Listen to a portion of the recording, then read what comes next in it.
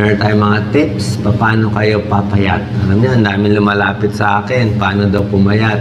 Meron lang naman po mga simpleng paraan na minsan nagkakamali tayo, hindi natin alam, nakakataba pala. Okay? Bigyan ko kayo a few tips ha. Ang simpleng paraan talaga, number 1, marami sa atin mahilig sa matatamis. Okay? Talagang habit kumain ng matatamis, tsokolate, kahit yung kakanin, matamis din yun. Ice cream, mga cake. Ngayon, pag habit nyo talaga kumain ito, hindi nyo mapigilan, ang magagawa nyo na lang po, itatry nyo bawasan pa konti-konti. Kung dati kaya mo makaubos na isang chocolate bar na ganito kalaki, di ang kainin mo na lang, mga 1/4 na lang muna. Try mo hiwa-hiwain ng maliliit na lang.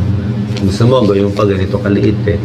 Mas maliit na lang kainin mo at mas bawas. Imbis na 3 beses ang araw, gawin mo na lang 1 beses. Pakonti na pakonti. Kasi kailangan natin, yung iba kasi talaga may sweet tooth eh. Yan talaga gusto yung matamis eh. Pwede ka mag-alternate. Meron mga sugar-free na gum, chewing gum na lang.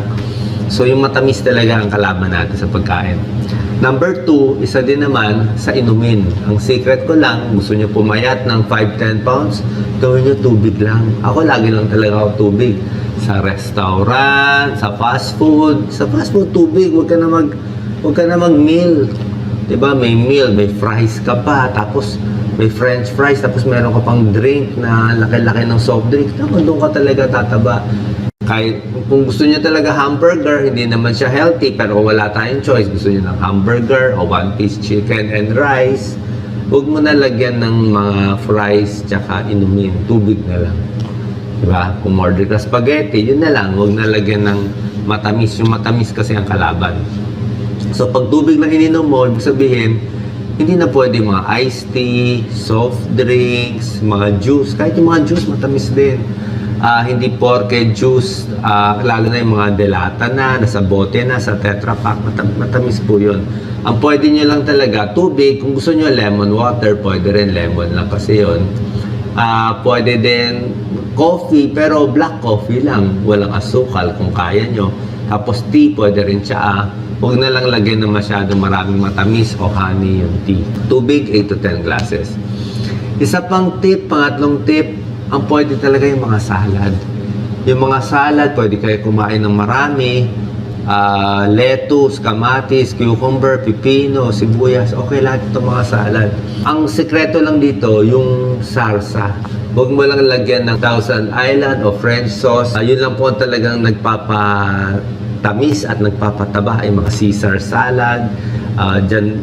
Pero pag suka lang, vinaigrette lang, okay na yun. Another tip ay pwede ka naman kumain ng kanin. Hindi magbawal eh. Pwede ka kumain ng kanin, ulam. Kung sanay ka sa 1 cup, 2 cups, wala namang kaso po to. Okay lang to. Basta, binawasan mo yung matamis mo at yung inumin mo ay tubig lang. Kailangan kasi mabusog ka eh. Kung di ka mabubusog, hindi rin pwede. So, kanin, ulam, pwede rin po yun. Hindi ko kayo pagbabawalan doon.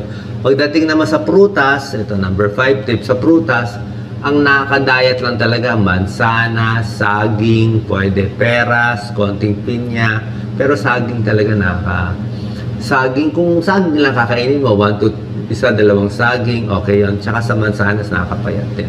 Ang nakakatabang prutas, lagi ko inuulit-ulit, ang mangga, nakakataba. Kung gusto mo isang pisngilan ng mangga, ubas din, nakakataba.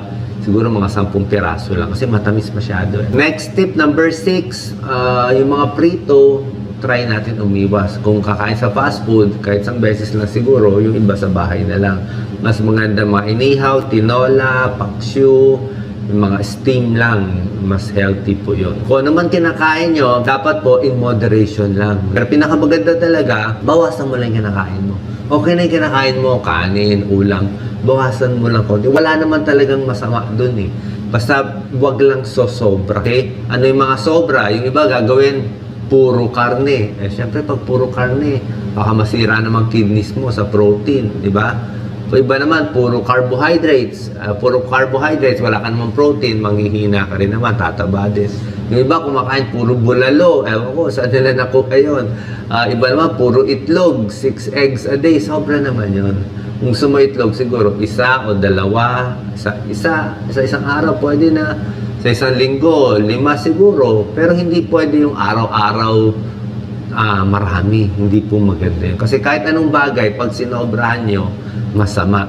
Wala talagang magic na isang pagkain, yun lang. Dapat halo-halo yung pagkain para makuha mo yung tamang protein, carbohydrates, yung minerals na kailangan. And last tip ko, ang secret talaga sa pagkain, yung dami. Meron kasi tao talagang gigil na kahit pag ano makita, walang control. Kain ng kain, nadidepress, kain ng kain. Pag may libre, kain ng kain. Pag all you can eat, dapat i-control mo yung kakainin mo, kung ano lang kailangan ng katawan mo. Hindi ka naman nag-jogging ngayon, hindi ka naman nag-exercise. So, dapat konti lang kakainin mo. Hindi porke libre, kailangan kakainin lahat. Ang secret natin, dapat gayahin natin yung mga Japanese. Yung mga Japanese, kita mga konti kumain, konti-konti lang, kahit yung mga bento box nila, di ba? Maliit yung kanin, maliit yung, di ba? Ang liliit lahat. May maliit na prutas, may maliit, kahit kung may matamis man, maliit din. Ibig sabihin, huwag ka kumain. Hindi mo kailangan magpakabusog, okay? Kung gusto mo, parang ma-overload ka kasi. Kung sinobrahan mo ang pagkain mo, mas marami ding mga dumi, mga toxins papasok sa katawan.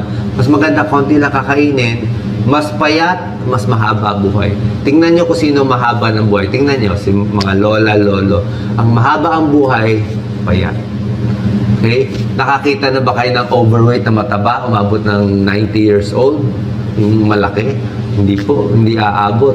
Ang payat lang umaabot. Kasi kung mataba, kaabot ka ng 80-90, malabo na kasi may diabetes na yan, may high blood na yan, masakit na tuhod na yan, mahina, babagsak na, maaksidente. Kaya yung mga mas payat, mas mahaba buhay. Okay? So, sana po nakatulong tong video sa inyo, paano mag-diet, simpleng diet tips para sa inyo. God bless po.